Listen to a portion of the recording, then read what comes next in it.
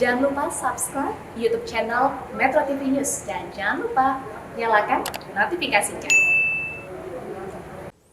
Dan pemirsa, diprediksikan bahwa puncak arus balik lebaran tahun ini diprediksikan akan terjadi pada tanggal 7 hingga 8 Mei. Dan untuk membahasnya, kami sudah terhubung bersama dengan Kepala Korps Lalu Lintas Polri, Irjen Firman Santiabudi, dan juga Direktur Lalu Lintas Jalan, Direktorat Jenderal Perhubungan Darat Kementerian Perhubungan, Cucu Mulyana. Selamat pagi, Pak Cucu dan juga Pak Firman. Salam sehat, Pak. Selamat pagi. Baik, kita akan ke Pak Cucu terlebih dahulu ya, Pak.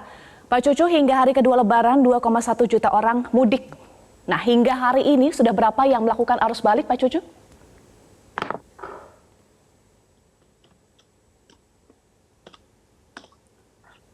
Ya, selamat pagi Mbak, Pak, Mas. Jadi sampai dengan sekarang itu sudah yang kita terpantau dari data yang sudah kita pantau itu yang sudah mudik dari arah terutama ya dari arah yang keluar Jabodetabek itu sampai dengan sekarang itu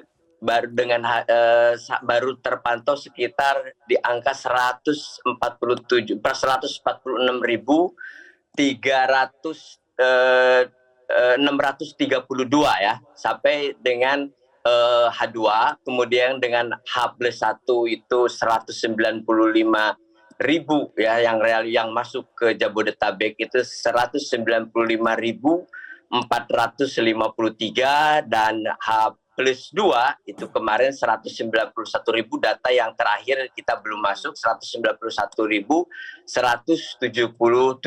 sehingga akumulasi yang masuk ke Jabodetabek di Lebaran 2002 ini sekitar sebanyak 533.262 ya. Jadi kendaraan yang belum masuk itu masih ada sekitar 1.566.000. Itu data per kemarin ya, karena data per hari untuk sampai dengan jam 6 itu belum masuk. Dengan hari sekarang mungkin nanti agak siangan sedikit baru akan masuk, Pak. Jadi kendaraan yang belum masuk itu sekitar masih di angka 1.566.000. Baik, artinya puncaknya baru akan terjadi hari ini ya, Pak Cucu? Ya, kita prediksi memang dari awal bahwa puncak itu kita ketahui akan terjadi di 678 dan kemungkinan memang hari ini akan terjadi puncak. Yang mudah-mudahan kita himbauan pemerintah supaya mudik itu kalau tidak dipercepat ya sebelum tanggal 6 atau setelah tanggal 8 ya, setelah tanggal 8 karena kita ketahui pemerintah pun juga sudah memberikan kelonggaran yaitu dengan melakukan WFH ataupun misalkan tatap muka yang diundur. Nah, sehingga diharapkan dihimbau kepada masyarakat yang mudik pun juga apabila memang tidak bisa dipercepat karena jadwalnya juga mungkin bisa diperlambat ya setelah arus puncak mudik selesai. Baik. Pak Cucu, kalau kita lihat untuk data kemarin memang masih didominasi oleh kendaraan pribadi. Lantas bagaimana dengan kendaraan umum? Apakah ada peningkatan ataukah 1,5 juta yang Bapak sebutkan tadi yang belum kembali ini sudah termasuk kendaraan umum dan juga kendaraan pribadi? Itu sudah termasuk ya, semua kendaraan sudah termasuk. Jadi kendaraan yang keluar dari Jabodetabek itu tercover kecuali roda 2 karena memang roda 2 masuk di jalan nasional ke jalan arteri, Pak. Baik, artinya 1,5 juta kendaraan ini sudah mencakup pribadi dan kendaraan umum begitu ya Pak. Lantas bagaimana antisipasinya kalau kita melihat evaluasi pada arus mudik kemarin, Pak Cucu? Evaluasi kami, karena kami sekarang juga berada di posisi di lapangan, kami standby di Cirebon karena kami pandang lokasinya cukup strategis ya, bisa memantau ke arah Semarang dan ke arah Jakarta, posisinya di tengah-tengah, sehingga kalaupun dilakukan strategi yang sudah dilakukan tentunya Pak Kakor nanti CB di lapangan yang akan lebih mendalami ya.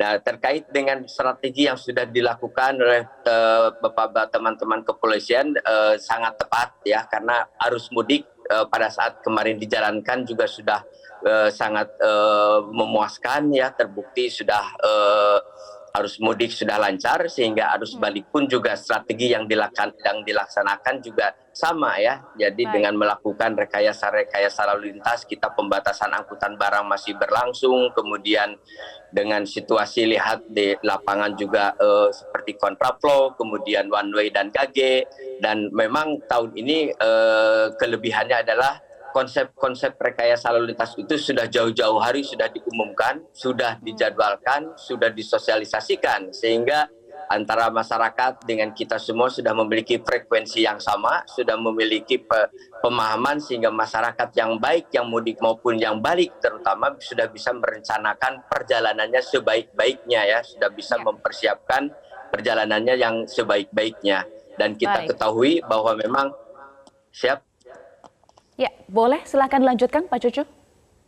Ya, jadi dari perjalanan kami yang kami pantau, baik di jalan tol maupun di jalan arteri, ya, luar biasa. Kami bergerak semalam pada saat one way diberlakukan dari KM 188 sampai dengan KM 70, ya. Kemudian kami bergerak berlawanan arah melalui jalan Pantura.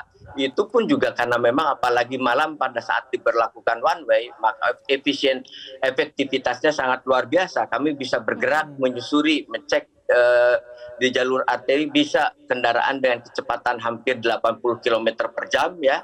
Kemudian juga kami juga kemarin memantau pada saat dilangsungkannya one way dari arah Kali Kangkung ya, dari Kali Kangkung sampai dengan KM 47 itu dilakukan. Kemudian kami juga menyusuri ke jalan-jalan arteri memang dalam keadaan hambatan samping karena aktivitas masyarakat juga masih tinggi ya di siang hari, di sore hari, dan itu tapi terlihat kami tidak mengalami stuck di jalan arteri. Jadi kendaraan-kendaraan ramai lancar ya, kecuali di titik-titik tertentu di persimpangan atau di U-turn ada mengalami sedikit kelambatan atau perlambatan sehingga menimbulkan kepadatan. Tetapi namun demikian tetap kendaraan arus lalu lintas di jalan arteri dalam keadaan ramai dan lancar.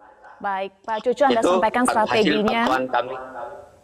Iya, Anda sampaikan strateginya sudah tepat, rekayasa lalu lintas sudah tepat dilakukan selama arus mudik kemarin. Tetapi adakah evaluasi yang kemudian dijadikan catatan untuk perbaikan menghadapi puncak arus balik yang diprediksi puncaknya hari ini hingga besok, Pak Cucu? Ya, catatan kami memang di dalam perjalanan pemantauan kemarin itu memang ada beberapa titik yang memang ini perlu kita sosialisasikan lebih lanjut untuk kelancaran Pak pemudik itu sendiri, yaitu dengan untuk tidak masih banyak yang parkir di bahu jalan ya karena rest area. Nah, memang semua problem masalah itu selalu hampir di rest area. Begitu rest area itu ketemu karena memang mengalami perlambatan sehingga memunculkan kepadatan ya, dan memang begitu satu rest area bisa memunculkan kepadatan hingga kemarin aja kami pantau bisa sampai 3 atau 4 kilometer ya untuk satu titik rest area. Nah ini ke depan memang kita harus melakukan evaluasi bagaimana caranya menghadapi peak season untuk penyelenggaraan rest area tersebut, karena kalau tidak ya nanti akan tiap tahun akan mengalami hal-hal seperti ini. Nah, oleh karena itu ini menjadi catatan yang sangat penting ya dengan para pihak, tentunya stakeholder, untuk penyelenggaraan rest area di peak season itu ke depan harus seperti apa. Ini menjadi catatan yang sangat penting bagi kami. Baik, terima kasih Pak Cucu Maulana. Kita akan bergabung dengan Kakor Lantas Polri, ada Irjen Firman Santiabudi yang juga sudah bergabung bersama kami. Selamat pagi Pak Firman. Salam sehat Pak Firman.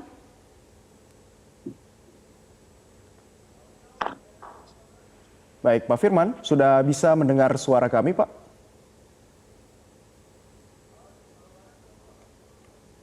Masuk. Baik, selamat pagi Pak Firman. Bagaimana dengan evaluasi penerapan one way pada hari Jumat kemarin Pak? Terima kasih. Kami masih melanjutkan dari tadi malam perpanjangan yang rencana jam 12 kita laksanakan sampai pagi ini. Dan untuk pagi hari ini juga kita akan nanti mulai lagi jam 7. Hanya untuk bedanya kemarin kami clearance itu hanya sampai kilometer 47 dari kilometer 414. kita perkirakan akan bergerak agak ke depan lagi ke arah Polda Metro untuk menambah kapasitas jalan untuk antisipasi masyarakat yang akan masuk ke Jakarta. Baik, artinya sesuai yang disampaikan oleh Kapolri, jika terjadi kepadatan yang panjang, one way akan diperpanjang hingga tol Semanggi ya, Pak Firman. Skemanya seperti apa? Ya, jadi kita sudah menyiapkan beberapa skenario yang di jalan tol yang seperti kita laksanakan kemarin 47, kemudian maju ke 28, bahkan ke kilometer 3,5 di Halim begitu. Ini dengan harapan bisa menambah kapasitas jalan menuju arah Jakarta. Tapi kalaupun nanti itu terlalu padat, mungkin nanti masyarakat juga akan kita belokkan di Jalan Cikunir. Kita ada beberapa kapasitas jalan di Jakarta yang bisa kita manfaatkan. Mungkin beberapa masyarakat akan terkesan diperpanjang rutenya di Jakarta, tapi ya inilah yang harus kita lakukan untuk semua bisa masuk ke Jakarta pada saat waktu yang hampir bersamaan dari arus balik ini, Pak. Baik. Pak Firman, lantas bagaimana dengan perbaikan pengaturan sistem di rest area sendiri seperti apa, Pak? Ya, kami itu berkoordinasi dengan pengelola. Tapi sekali lagi masyarakat yang kita hadapi ini sama masyarakat yang juga perjalanan jauh, lelah dan segala macam. Jadi tingkat emosi dan sebagainya harus kita perhatikan. Jadi kita akan terus persuasif, menyampaikan tentang himbauan-himbauan, menambah perkuatan di sekitar area yang penuh ya kita tutup. Tapi lagi-lagi kita berhadapan bukan dengan satu kelompok yang dengan pola pemikiran yang sama, tapi masing-masing bisa berbeda. Jadi kita harapkan mereka yang ada di rest area ini bisa betul-betul membantu baik para pengemudi yang ada di belakangnya maupun para petugas untuk mau kooperatif dengan tidak berhenti terlalu lama di bahu jalan karena akan mengganggu. Yang kedua juga masyarakat sudah menyatakan penuh. Kita harapkan juga jangan terlalu lama bernegosiasi di situ dengan petugas karena kami harus menjelaskan satu persatu ke belakang di akhirnya. Jadi seperti itu. Ini juga menambah waktu untuk menambah waktu tempuh mereka sendiri karena terhenti di jalan selama rest area ini. Baik. Kalau untuk sistem pengaturan hari ini, Pak, yang diprediksi menjadi puncaknya tadi disampaikan oleh Pak Cucu, apa yang berbeda selain dengan one way yang rencananya akan diberlakukan pukul 7 pagi ya, Pak Firman? Betul, Mbak. Jadi yang kita kemarin selalu terapkan adalah bagaimana one way itu adalah tahapan setelah kita melaksanakan adanya kontraflow. Kita tidak ingin ada tentunya ruas-ruas jalan yang mengalami sumbatan-sumbatan. Pengalaman Cipularang kemarin tersumbat satu saja sudah seperti itu. Jadi kita harapkan juga pertama masyarakat yang akan menuju Jakarta, pertama tidak menunggu di pintu tol. Itu harapan kami, silakan memanfaatkan rest area, memanfaatkan jalan arteri sejak tadi malam. Kebetulan pasti akan lebih sepi karena masyarakat lokal sedang istirahat. Kita berharap mereka menggunakan arteri. Yang kedua, tadi yang disampaikan bahwa hari ini kita tetap berupaya. Contohnya kemarin yang dari arah Jakarta juga kita masih relaksasi sampai kilometer tertentu agar tidak terjadi penyumbatan yang ada di Jakarta. Namun sekali lagi mohon maaf apabila ternyata perhitungan dari terakhir ini kita harus menutup seluruh ruas jalan tol untuk one way menuju Jakarta. Jadi masyarakat yang ada di sekitar Jakarta tentunya di situ Bekasi, Kerawang ya dapat memanfaatkan jalan yang menuju lokasi mereka masing-masing melalui tidak jalan tol begitu. Baik. Ya, ini juga menjadi catatan penting dan juga himbauan kepada masyarakat untuk menggunakan jalur alternatif non-tol begitu ya Pak ya pada saat diberlakukannya jalur one way. Pak Firman, terkait dengan kebijakan perpanjangan hari libur untuk anak sekolah, ini juga merupakan salah satu alternatif dari Kemendikbud untuk mengurai kepadatan jalur lalu lintas. Apakah ini sepenuhnya bisa berdampak untuk mengurai kepadatan arus lalu lintas di arus balik? Ya, kalau boleh kami sampaikan sebetulnya sejak rapat-rapat dengan Bapak Presiden yang terdahulu, salah satu memecah penumpukan tekanan arus lalu lintas pada ruas jalan yang ada adalah dengan menebar waktu pada penggunaan jalan itu sendiri. Kita mendengar kemarin ada himbauan tentang berangkat lebih awal, tidak menumpuk di 28, 29, 30, dan 1. Begitu juga kembalinya. Dan ini juga pernah kita usulkan, bahkan waktu itu kami mengusulkan bukan cuma tanggal 12, kita bilang 1 minggu sambil cek kesehatan, orang tua tidak terlalu terburu-buru menambah kapasitas jalan dengan harus masuk hari Senin, para putra-putrinya Jadi mereka bisa mengurangi kapasitas pada saat 6, 7, dan 8 yang akan kita hadapi 2 hari ke depan ini. Itu harapannya, Mas. Baik, sependapatkah Anda, Pak Cucu, dengan yang disampaikan oleh Pak Firman dengan kebijakan perpanjangan libur anak sekolah dan juga himbauan untuk mudik arus balik sebelum tanggal 6 hingga 8 atau setelah itu bisa memecah kepadatan yang diprediksi terjadi pada puncak arus balik? Ya, betul sekali Mbak. Jadi memang kita berupaya untuk mendistribusikan arus balik itu lebih awal atau lebih lambat. Ya, itu dengan tadi yang disampaikan oleh Pak Kakor tadi, yaitu dengan melakukan memundurkan ya PTM anak-anak sekolah sehingga bisa belajar melalui PBB ya, PJJ ya, pembelajaran jarak jauh. Berapa persen Pak memang datanya? Bagaimana dengan orang tuanya yang masuk kerjanya tidak mundur nih Pak? Berapa persen sebetulnya? Dan pengaruhnya seperti apa kalau melihat datanya Pak Cucu? Kalau untuk anak-anak sekolah itu kita di hari-hari seperti biasa sangat signifikan ya Mbak. Jadi kalau kita lihat kalau pada musim libur anak-anak sekolah, jalanan di Jakarta kan relatif tidak sepadat apabila memang hari-hari sekolah ya. Nah ini sangat signifikan sekali ya Mbak, dapat kita rasakan ya.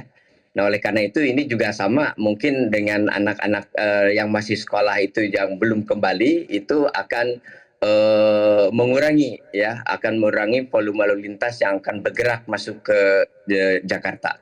Ya baik, Pak Cucu, apa himbauan Anda untuk masyarakat yang akan melakukan arus balik pada hari ini hingga besok? Ya, kami menghimbau yang pertama tentu adalah pastikan kendaraan layak jalan dan pastikan pengemudi dalam keadaan sehat walafiat.